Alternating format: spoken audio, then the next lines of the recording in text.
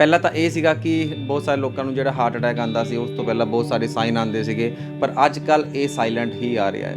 ਤਕਰੀਬਨ ਪਤਾ ਵੀ ਨਹੀਂ ਚੱਲਦਾ ਹੈ ਕਿ ਹਾਰਟ ਅਟੈਕ ਆਇਆ ਔਰ ਜਸਟ ਉਸ ਤੋਂ ਬਾਅਦ ਇੱਕ ਡੈਥ ਹੋ ਜਾਂਦੀ ਹੈ।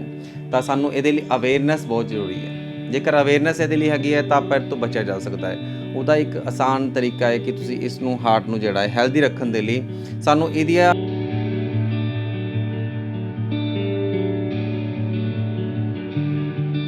12 ਵਜੇ ਤੱਕ ਅਗਰ ਤੁਸੀਂ ਖਾਣੇ ਦੇ ਵਿੱਚ LDL ਵਾਲੀ ਚੀਜ਼ਾਂ ਜਿਨ੍ਹਾਂ ਦੇ ਵਿੱਚ LDL ਜ਼ਿਆਦਾ ਹੈ, ਠੀਕ ਹੈ, ਉਹ ਅਗਰ ਚੀਜ਼ਾਂ ਨਹੀਂ ਲੈਂਦੇ ਆ ਤਾਂ ਉਸ ਤੋਂ ਬਾਅਦ ਲੈਂਦੇ ਆ ਤਾਂ ਜਿਹੜਾ ਹਾਰਟ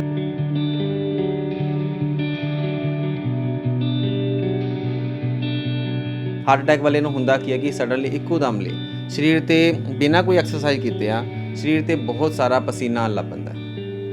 ਉਹ ਪਸੀਨਾ ਕੋਈ ਐਕਸਰਸਾਈਜ਼ ਦੇ ਨਾਲ ਨਹੀਂ ਆਉਂਦਾ ਹੈ, ਉਹ ਸਾਡੀ ਹਾਰਟ ਦੀ ਆਰਟਰੀ ਕਿਤੇ ਨਾ ਕਿਤੇ ਬਲੌਕੇਜ ਜਾਂ ਕੋਈ ਨਾ ਕੋਈ ਕਲੌਟ ਜਾਂ ਉੱਥੇ ਕੋਈ ਜਮਾਵਟ ਦੇ ਕਰਕੇ ਆ ਰਿਹਾ ਹੁੰਦਾ ਹੈ। ਉਹਨੂੰ ਠੀਕ ਕਰਨ ਲਈ ਤੁਰੰਤ ਅਗਰ ਠੀਕ ਕਰਨਾ ਹੈ, ਤੁਸੀਂ ਕੀ ਕਰੋ,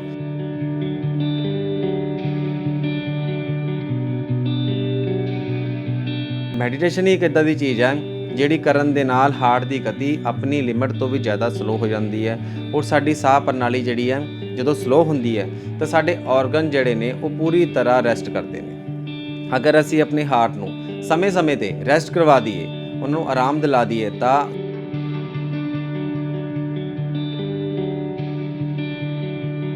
ਸਾਡੇ ਜਿਹੜੀ ਲੈਫਟ ਸਾਈਡ ਹੈ ਸਾਡਾ ਪਾਸਟ ਹੁੰਦਾ ਹੈ। ਜਿੰਨਾ ਵੀ ਸਾਡੀਆਂ ਨੈਗੇਟਿਵ ਥੋਟਸ ਆਉਂਦੇ ਆ, ਹੋਰ ਜਿੰਨੀਆਂ ਵੀ ਚੀਜ਼ਾਂ ਆਉਂਦੀਆਂ ਉਹ ਸਾਡੀਆਂ ਲੈਫਟ ਸਾਈਡ ਤੋਂ ਆਉਂਦੀਆਂ, ਔਰ ਜਿੰਨਾ ਵੀ ਟਰੁੱਥ ਆਉਂਦਾ ਹੈ, ਇਮਾਨਦਾਰੀ, ਹੋਰ ਜੋ ਵੀ ਅੱਛੇ ਥੋਟਸ ਹੁੰਦੇ ਉਹ ਸਾਡੇ ਰਾਈਟ ਸਾਈਡ ਤੋਂ ਆਉਂਦੇ ਆ। ਇਹ ਵਿਗਿਆਨਿਕ ਚੀਜ਼ ਹੈ, ਇਹ ਸਾਇੰਸ ਲੈਵਲ ਤੇ ਵੀ ਤੁਸੀਂ ਇਹਨੂੰ ਪਰਖਿਆ ਜਾ ਸਕਦਾ ਹੈ। ਤਾਂ ਉਹਦੇ ਲਈ ਕੀ ਕਰਨਾ ਹੁੰਦਾ ਕਿ ਹਮੇਸ਼ਾ ਜਿਹੜਾ ਲੈਫਟ ਹੈਂਡ ਹੈ ਉਹਨੂੰ ਅਸੀਂ ਖਾਲੀ ਛੱਡ ਦਿੰਦੇ ਹਾਂ, ਔਰ ਤੋਂ ਵਰਕਿੰਗ ਨਹੀਂ ਕਰਦੇ।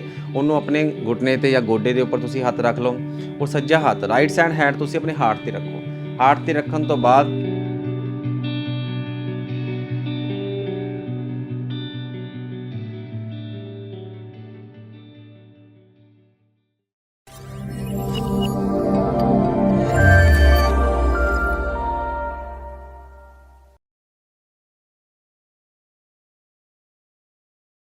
ਸਤਿ ਸ਼੍ਰੀ ਅਕਾਲ ਜੀ, ਤੁਸੀਂ ਵੇਖ ਰਹੇ ਹੋ ਪੰਜਾਬ ਨਿਊਜ਼। ਮੈਂ ਤੁਹਾਡੇ ਨਾਲ ਖੁਸ਼ਬੂ ਸ਼ਰਮਾ। ਅੱਜ ਮੈਂ ਫਿਰ ਤੋਂ ਇੱਕ ਵਾਰ ਮੌਜੂਦ ਹਾਂ ਡਾਕਟਰ ਪ੍ਰਵੀਨ ਜੀ ਕੋਲ, ਕਿਉਂਕਿ ਅੱਜ ਤੁਹਾਨੂੰ ਦੱਸ ਦਈਏ ਕਿ ਵਰਲਡਸ ਹਾਰਟ ਡੇ ਹੈ ਅਤੇ ਆਪਣੇ ਦਿਲ ਦੀ ਰੱਖਿਆ ਸਾਨੂੰ ਕਿਵੇਂ ਕਰਨੀ ਚਾਹੀਦੀ ਹੈ ਡਾਕਟਰ ਸਾਹਿਬ ਤੋਂ ਜਾਣਾਂਗੇ। ਅਤੇ ਤੁਹਾਨੂੰ ਇੱਕ ਹੋਰ ਗੱਲ ਦੱਸ ਦੇਵਾਂ ਕਿ ਇੰਡੀਆ ਦੇ ਵਿੱਚ ਹਰ ਸਾਲ 17 ਮਿਲੀਅਨ ਲੋਕ ਜਿਹੜੇ ਨੇ ਹਾਰਟ ਦੇ ਡਿਜ਼ੀਜ਼ ਦੇ ਨਾਲ ਮਰ ਜਾਂਦੇ ਨੇ। ਇੱਦਾਂ ਦੀ ਚੀਜ਼ਾਂ ਕਿਉਂ ਹੁੰਦੀਆਂ ਨੇ, ਆਪਾਂ ਕਿਸ ਚੀਜ਼ ਦਾ ਧਿਆਨ ਨਹੀਂ ਰੱਖ ਰਹੇ ਆਪਣੀ ਸਿਹਤ ਲਈ, ਜ਼ਰੂਰ ਡਾਕਟਰ ਸਾਹਿਬ ਤੋਂ ਜਾਣਾਂਗੇ। ਸਤਿ ਸ਼੍ਰੀ ਅਕਾਲ ਡਾਕਟਰ ਜੀ। ਸਤਿ ਸ਼੍ਰੀ ਅਕਾਲ ਜੀ। ਮੈਂ ਪੁੱਛਣਾ ਚਾਹਾਂਗੀ ਜਿੱਦਾਂ ਹਾਰਟ ਡਿਜ਼ੀਜ਼ ਹੁੰਦੇ ਨੇ, ਇਹ ਚੀਜ਼ਾਂ ਕਿਉਂ ਹੁੰਦੀਆਂ ਨੇ? ਦੇਖੋ ਜੀ, ਸਭ ਤੋਂ ਪਹਿਲਾਂ ਤਾਂ ਮੈਂ ਇੱਕ ਵਾਰ ਫਿਰ ਤੁਹਾਡਾ ਧੰਨਵਾਦ ਕਰਦਾ ਹਾਂ ਕਿ ਤੁਸੀਂ ਇਸ ਚੀਜ਼ ਨੂੰ ਲੈ ਕੇ ਆਏ ਹੈ, ਕਿਉਂਕਿ ਜਿੱਥੇ ਪੂਰਾ ਅੱਜ ਵਰਲਡ ਜਿਹੜਾ ਹੈ ਅਵੇਅਰ ਹੋ ਰਿਹਾ ਹੈ। ਕਿਉਂਕਿ 2014 ਦੇ ਵਿੱਚ ਹੀ ਜਿਹੜਾ ਦਿਨ ਮਨਾਇਆ ਜਾ ਰਿਹਾ ਸੀਗਾ, ਔਰ ਲਾਸਟ 2020 ਦੇ ਵਿੱਚ ਹੀ ਅਨਾਊਂਸ ਹੋਇਆ ਸੀਗਾ ਕਿ 29 ਸਤੰਬਰ ਨੂੰ ਪੂਰੇ ਵਰਲਡ ਦੇ ਵਿੱਚ ਜਿਹੜਾ ਇਹ ਡੇਜ਼ ਹੈ ਹਾਰਟ ਡੇ ਮਨਾਇਆ ਜਾਏਗਾ। ਹਾਰਟ ਸਾਡੇ ਸਰੀਰ ਦੇ ਵਿੱਚ ਅਗਰ ਦੇਖਿਆ ਜਾਏ ਤਾਂ ਇਹਦੀ ਸਥਿਤੀ ਜਿਹੜੀ ਹੈ ਬਹੁਤ ਇੱਕ ਸੈਂਟਰ ਪੁਆਇੰਟ ਦੇ ਵਿੱਚ ਹੁੰਦੀ ਹੈ, ਕਿਉਂਕਿ ਸੈਂਟਰ ਦੇ ਵਿੱਚ ਲਗਾਉਣ ਦਾ ਇਹਦਾ ਮਤਲਬ ਇਹ ਹੈ ਕਿ ਇਹ ਬੋਡੀ ਨੂੰ ਉੱਪਰ ਔਰ ਨੀਚੇ ਹਰ ਤਰਫ ਤੋਂ ਜਿਹੜਾ ਚਾਰੋਂ ਤਰਫ ਤੋਂ ਖੂਨ ਦੀ ਸਪਲਾਈ ਨੂੰ ਸਹੀ ਰੱਖਦਾ ਹੈ। ਨਰਵਸ ਸਿਸਟਮ ਜਿੰਨਾ ਵੀ ਹੈ ਇਹਦੇ ਨਾਲ ਹੀ ਚੱਲਦਾ ਹੈ। ਇਹਨੂੰ ਸਾਨੂੰ ਠੀਕ ਰੱਖਣਾ ਬਹੁਤ ਜ਼ਰੂਰੀ ਹੈ। ਇਹਦੀ ਕੀ ਖੁਰਾਕ ਹੈ, ਕਿਸ ਤਰ੍ਹਾਂ ਇਹ ਚੱਲਦਾ ਹੈ, ਕਿਉਂਕਿ ਇਹਨੂੰ ਚੱਲਣ ਦੇ ਲਈ ਜਿਹੜੀ ਖੂਨ ਦੀ ਸਪਲਾਈ ਹੁੰਦੀ ਹੈ ਉਹਦੇ ਵਿੱਚ ਰੁਕਾਵਟ ਨਹੀਂ ਹੋਣੀ ਚਾਹੀਦੀ। ਸਾਡੇ ਸਰੀਰ ਦੇ ਵਿੱਚ ਜਦੋਂ ਵੀ ਅਸੀਂ ਕੋਈ ਭੋਜਨ ਖਾਂਦੇ ਆ ਜਾਂ ਕੁਝ ਵੀ ਕਰਦੇ ਆ, ਉਹਦੇ ਵਿੱਚ ਇੱਕ LDL ਹੁੰਦਾ ਹੈ। LDL ਦਾ ਮਤਲਬ ਹੁੰਦਾ ਕਿ ਲੋ ਜਿਹੜਾ ਲਿਪੋਪ੍ਰੋਟੀਨ ਜਿਹੜੀ ਹੈ ਸਾਡੇ ਅੰਦਰ ਜਿਹੜੀ ਹੈ, ਉਹ ਪ੍ਰੋਟੀਨ ਜਿਹੜੀ ਹੈ ਉਹਦੇ ਨਾਲ ਹੁੰਦਾ ਕੀ ਹੈ, ਉਹਦਾ ਵਿੱਚ ਹੁੰਦਾ ਕਿ ਜਿੰਨਾ ਗਾੜਾਪਨ ਸਾਡਾ, ਯਾਨੀ ਕਿ ਘਿਓ, ਤੇਲ ਵਗੈਰਾ ਜਿੰਨੇ ਵੀ ਅਸੀਂ ਗ੍ਰੈਵਿਟੀ ਵਾਲੀ ਚੀਜ਼ਾਂ ਖਾਂਦੇ ਆ, ਉਹਦੇ ਵਿੱਚ ਉਹ ਗ੍ਰੈਵਿਟੀ ਜਦੋਂ ਜ਼ਿਆਦਾ ਇਕੱਠੀ ਹੋ ਜਾਂਦੀ ਹੈ ਤਾਂ ਸਾਡੀ ਆਰਟਰੀਜ਼ ਜਿਹੜੀਆਂ ਹੁੰਦੀਆਂ ਹਾਰਟ ਦੀਆਂ ਉਹਨਾਂ ਦੇ ਆਸ-ਪਾਸ ਜੰਮ ਜਾਂਦੀ ਹੈ। ਜਦੋਂ ਜੰਮ ਜਾਂਦੀ ਹੈ ਤਾਂ ਹਾਰਟ ਨੂੰ ਜਿਹੜਾ ਵਾ ਧੜਕਣ ਦੇ ਵਿੱਚ ਵੀ ਮੁਸ਼ਕਿਲ ਆਉਂਦੀ ਹੈ। ਇਸ ਕਰਕੇ ਜਦੋਂ ਹਾਰਟ ਪੰਪ ਨਹੀਂ ਕਰ ਪਾਉਂਦਾ ਤਾਂ ਸਾਡਾ ਕਾਰਡਿਕ ਅਰੈਸਟ ਹੋ ਜਾਂਦਾ ਹੈ। ਪਹਿਲਾਂ ਤਾਂ ਇਹ ਸੀਗਾ ਕਿ ਬਹੁਤ ਸਾਰੇ ਲੋਕਾਂ ਨੂੰ ਜਿਹੜਾ ਹਾਰਟ ਅਟੈਕ ਆਉਂਦਾ ਸੀ ਉਸ ਤੋਂ ਪਹਿਲਾਂ ਬਹੁਤ ਸਾਰੇ ਸਾਈਨ ਆਉਂਦੇ ਸੀਗੇ, ਪਰ ਅੱਜ ਕੱਲ੍ਹ ਇਹ ਸਾਇਲੈਂਟ ਹੀ ਆ ਰਿਹਾ ਹੈ।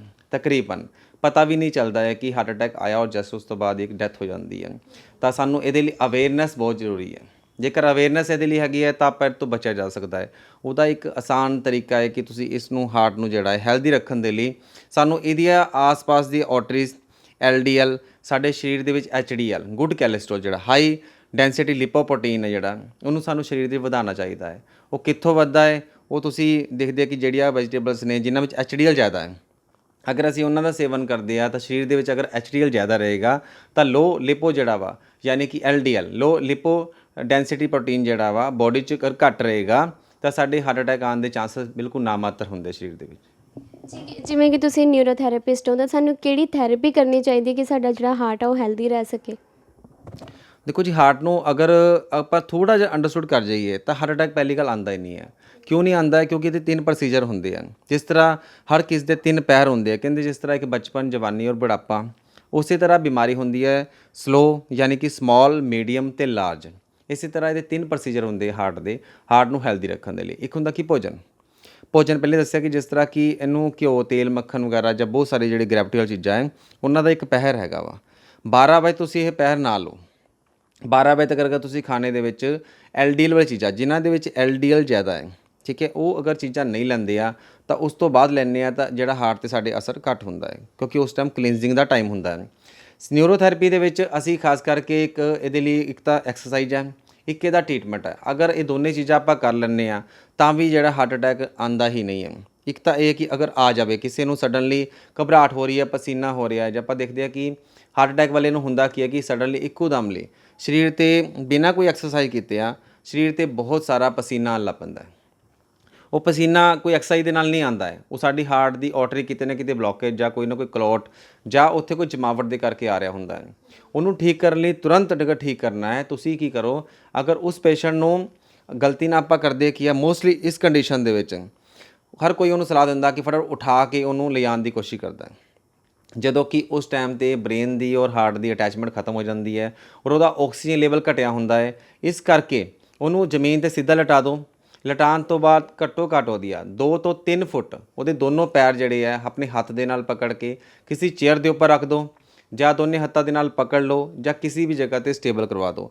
ਔਰ ਉਹਦਾ ਜਿਹੜਾ ਫੇਸ ਹੈ ਉਹ ਲੈਫਟ ਸਾਈਡ ਜਿੱਧਰ ਚੰਦਨ ਨਾੜੀ ਚੱਲਦੀ ਹੈ ਉੱਧਰ ਲਈ ਸਾਈਡ ਕਰ ਦਿਓ। ਲੈਫਟ ਸਾਈਡ ਕਰੋਗੇ ਤਾਂ ਉਹਦੇ ਬ੍ਰੇਨ ਦੇ ਵਿੱਚ ਆਕਸੀਜਨ ਵੱਜ ਜਾਏਗੀ, ਉਹਦੇ ਹਾਰਟ ਨੂੰ ਆਕਸੀਜਨ ਵੱਜ ਜਾਏਗੀ ਔਰ ਵਿਦਿਨ 45 ਸੈਕਿੰਡ ਦੇ ਅੰਦਰ ਅੰਦਰ ਉਹ ਨਾਰਮਲ ਹੋ ਜਾਏਗਾ, ਜਾਂ ਉਸ ਤੋਂ ਬਾਅਦ 2 ਜਾਂ 3 ਮਿੰਟ ਦੇ ਅੰਦਰ ਅੰਦਰ ਉਹਦੇ ਜੋ ਵੀ ਪੋਜੀਸ਼ਨ ਹੋਗੀ ਉਹ ਠੀਕ ਹੋ ਜਾਏਗੀ। ਕੁਝ ਐਸੀਆਂ ਚੀਜ਼ਾਂ ਹੈ ਡਾਕਟਰ ਸਾਹਿਬ ਜੋ ਕਿ ਹਾਰਟ ਦੇ ਪੇਸ਼ੈਂਟ ਨੂੰ ਨਹੀਂ ਕਰਨੀਆਂ ਚਾਹੀਦੀਆਂ?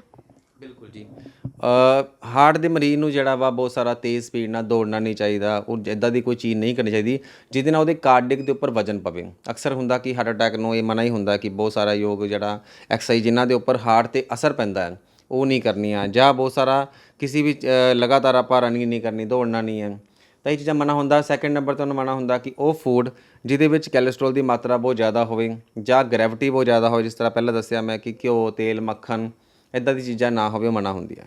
ਠੀਕ ਹੈ ਜੀ। ਤੇ ਡਾਈਟ ਵੀ ਤੁਸੀਂ ਦੱਸ ਦਿੱਤੀ, ਹੋਰ ਕੀ ਕਾਰਨ ਨੇ ਜਿਹੜੇ ਹਾਰਟ ਅਟੈਕ ਹੁੰਦੇ ਨੇ? ਕਿ ਚਲੋ ਉਹ ਤਾਂ ਹੋ ਗਿਆ ਕਿ ਉੱਦਾਂ ਦਾ ਭੋਜਨ ਨਹੀਂ ਖਾਣਾ ਆਪਾਂ, ਹੋਰ ਕੀ ਕਾਰਨ ਹੋ ਸਕਦੇ ਨੇ? ਦੇਖੋ ਜੀ, ਸਭ ਤੋਂ ਵੱਡਾ ਹਾਰਟ ਅਟੈਕ ਲਈ ਜੋ ਕਾਰਨ ਹੈ ਉਹ ਹੈ ਕਿ ਸਾਡੇ ਮਨ ਦੀ ਅਵਸਥਾ। ਅੱਜ ਕੱਲ੍ਹ ਜਿੰਨੇ ਹਾਰਟ ਅਟੈਕ ਆ ਰਹੇ ਸਾਡੇ ਬਹੁਤ ਜੀਵਨ ਦੇ ਵਿੱਚ ਸਟ੍ਰੈਸ ਭਰੀ ਜ਼ਿੰਦਗੀ ਦੇ ਕਰਕੇ ਹੀ ਆ ਰਹੇ ਨੇ, ਕਿਉਂਕਿ ਜਿਹੜਾ ਸਾਡਾ ਜੀਵਨ ਹੈ ਉਹ ਪਹਿਲਾਂ ਹੀ ਭੱਜ ਦੌੜ ਵਾਲਾ ਹੈ। ਹਰ ਕਿਸੇ ਦਾ ਕੰਮ ਜਿਹੜਾ ਹੈ ਉਹ ਇੱਦਾਂ ਹੀ ਜੁੜਿਆ ਹੋਇਆ ਹੈ, ਜਿਹਦੇ ਕਰਕੇ ਅਸੀਂ ਆਪਣੀ ਮਨ ਦੀ ਅਵਸਥਾ ਨੂੰ ਸ਼ਾਂਤ ਨਹੀਂ ਕਰ ਪਾਉਂਦੇ।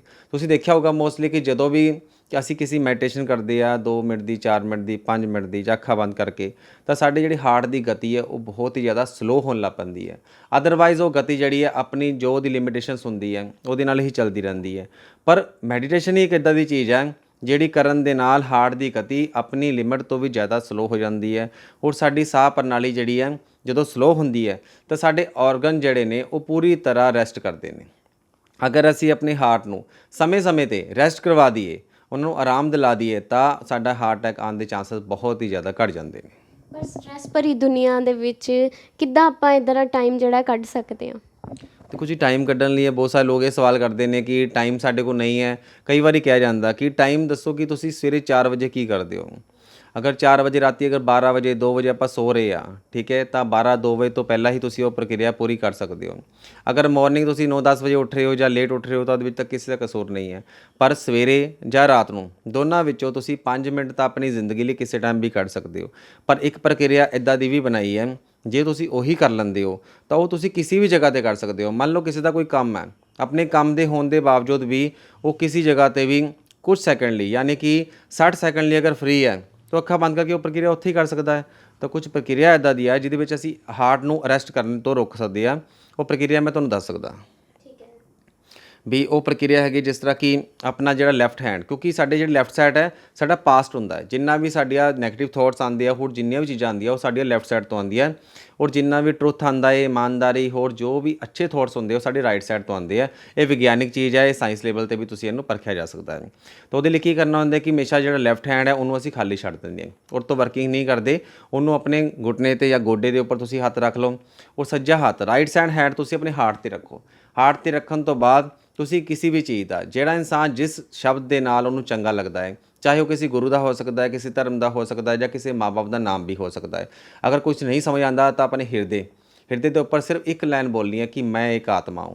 ਅਗਰ ਇਹ ਸ਼ਬਦ ਦਾ ਉਚਾਰਨ ਹਾਰਟ ਤੇ ਰੱਖ ਕੇ 60 ਸੈਕਿੰਡ ਕੀਤਾ ਜਾਵੇ ਤਾਂ ਉਹ ਜਿਹੜੀ ਅਵਸਥਾ ਹੈਗੀ ਉਹ ਚੈੱਕ ਕਰਕੇ ਤੁਸੀਂ ਹੈਰਾਨ ਹੋ ਜਾਓਗੇ ਕਿ ਹਾਰਟ ਦੀ ਸਥਿਤੀ ਜਿਹੜੀ ਆ ਔਰ ਉਹਦੇ ਜਿਹੜੇ ਸਾਈਨ ਹੈ ਬਹੁਤ ਅੱਛੇ ਆਉਣ ਲੱਗ ਪੈਂਦੇ ਆ। ਇੱਕ ਚੀਜ਼ ਪੁੱਛਣਾ ਚਾਹਾਂਗੇ, ਜਿੱਦਾਂ ਹਾਰਟ ਅਟੈਕ ਜਦੋਂ ਹੁੰਦਾ ਹੈ ਜਾਂ ਫਿਰ ਉਹਦੇ ਸਾਈਨਸ ਆਪਾਂ ਕਹਿ ਸਕੀਏ, ਕਈਆਂ ਦੇ ਕੀ ਹੁੰਦਾ ਕਿ ਲੈਫਟ ਸਾਈਡ ਤੇ ਪੇਨ ਹੋਣੀ ਸਟਾਰਟ ਹੋ ਜਾਂਦੀ ਹੈ, ਲਾਈਕ ਚਾਹੇ ਉਹ ਹਾਰਟ ਅਟੈਕ ਹੈ ਨਹੀਂ ਹੈ, ਪਰ ਉੱਦਾਂ ਹੀ ਰੋਜ਼ਾਨਾ ਜ਼ਿੰਦਗੀ ਦੇ ਵਿੱਚ ਵੀ ਥੋੜ੍ਹੀ ਦੇਰ ਲਈ ਲੈਫਟ ਸਾਈਡ ਤੇ ਜਿਹੜੀ ਹੈ ਪੇਨ ਹੁੰਦੀ ਹੈ ਸਾਡੀ ਚੈਸਟ 'ਚ। ਇਹ ਚੀਜ਼ਾਂ ਕਿਉਂ ਹੁੰਦੀਆਂ ਨੇ? ਕੀ ਇਹ ਸਾਈਨ ਹੈ ਉਹਦਾ? ਦੇਖੋ ਜੀ, ਹਾਰਟ ਅਟੈਕ ਦੀ ਜਿਹੜੀ ਪੇਨ ਹੁੰਦੀ ਕਈ ਵਾਰੀ ਸਰਵਾਈਕਲ ਦੇ ਕਰਕੇ ਵੀ ਹੁੰਦੀ ਹੈ, ਕਿਉਂਕਿ ਸਰਵਾਈਕਲ ਦੇ ਜਿਹੜੇ C1 ਤੋਂ ਲੈ ਕੇ 7 ਮਣਕੇ ਨੇ, ਉਹਨਾਂ ਦੇ ਵਿੱਚੋਂ ਜਿਹੜੇ ਵੇਨਸ ਆਉਂਦੀਆਂ ਨੇ ਉਹ ਸਾਡੀਆਂ ਦੋਵੇਂ ਬਾਹਾਂ ਨੂੰ, ਕੰਨ, ਨੱਕ, ਅੱਖ, ਮੂੰਹ ਤੋਂ ਇਲਾਵਾ ਵੀ ਸਾਡੀ ਛਾਤੀ ਦੇ ਵਿੱਚ ਵੀ, ਸਾਡੇ ਵਾਲਵ ਨੂੰ ਵੀ ਜਿਹੜਾ ਵਾ ਉੱਥੋਂ ਦੀ ਜਿਹੜੀ ਹੈ ਐਨਰਜੀ ਜਾਂਦੀ ਹੈ। ਤਾਂ ਕਿਸੇ ਟਾਈਮ ਕੀ ਹੁੰਦਾ ਕਿ ਬਹੁਤ ਸਾਰੇ ਲੋਕ ਜਿਹੜਾ ਆਪਣਾ ਖੱਬਾ ਹੱਥ ਜਿਹੜਾ ਹੈ ਸਿਰ ਦੇ ਨੀਚੇ ਰੱਖ ਕੇ ਸੌਂਦੇ ਨੇ। ਜਦੋਂ ਸਾਰੀ ਰਾਤ ਆਪਣਾ ਹੱਥ ਨੀਚੇ ਰੱਖਦੇ ਨੇ, ਸਾਡੇ ਜਿਹੜੇ ਕਾਲਰ ਬੋਨਸ ਹੁੰਦੀਆਂ ਨੇ, ਇਹਨਾਂ ਬੋਨਸ ਤੋਂ ਲੈ ਕੇ ਸਾਡੀਆਂ ਜਿਹੜੀ ਸ਼ੋਲਡਰ ਦੇ ਨੀਚੇ ਆਰਟਰੀਜ਼ ਹੈ, ਇਹਨਾਂ ਤੋਂ ਖੂਨ ਦੀ ਸਪਲਾਈ ਇੱਦਾਂ ਜਾ ਕੇ ਵਾਪਸ ਆਉਣੀ ਹੁੰਦੀ ਹੈ। ਜਦੋਂ ਅਸੀਂ ਇਹਨੂੰ ਦੱਬ ਲੈਂਦੇ ਹਾਂ ਸਾਰੀ ਰਾਤ, ਦੱਬਣ ਦਾ ਹੁੰਦਾ ਕੀ ਹੈ ਕਿ ਖੂਨ ਦਾ ਫਲੋ ਇੱਥੋਂ ਰੁਕ ਕੇ ਸਾਡੇ ਇਸ ਏਰੀਆ ਦੇ ਉੱਪਰ, ਹਾਰਟ ਦੇ ਉੱਪਰ ਉਹ ਪ੍ਰੈਸ਼ਰਾਈਜ਼ ਹੋ ਜਾਂਦਾ ਹੈ ਅਤੇ ਸਾਡੀ ਲੈਫਟ ਸਾਈਡ ਦੇ ਵਿੱਚ ਪੇਨ ਆ ਜਾਂਦੀ ਹੈ। ਇਸ ਲਈ ਸਾਨੂੰ ਜਿਹੜਾ ਆਪਣੇ ਹੱਥ ਜਿਹੜੇ ਆ ਸਿਰ ਥੱਲੇ ਰੱਖ ਕੇ ਨਹੀਂ ਸੌਣੇ ਚਾਹੀਦੇ, ਅਤੇ ਸਾਨੂੰ ਆਪਣੀ ਜਿਹੜੀ ਆਰਟਰੀਜ਼ ਥੱਲੇ ਖੂਨ ਨੂੰ ਰਿਲੀਜ਼ ਕਰਨਾ ਚਾਹੀਦਾ ਹੈ, ਤਾਂ ਕਿ ਸਰਵਾਈਕਲ ਪਿੱਲੋ ਦਾ ਯੂਜ਼ ਕਰਨਾ ਚਾਹੀਦਾ ਜਾਂ ਉਹਦੀ ਸਹੀ ਪੋਜੀਸ਼ਨ ਦੇ ਵਿੱਚ ਸੌਣਾ ਚਾਹੀਦਾ ਹੈ।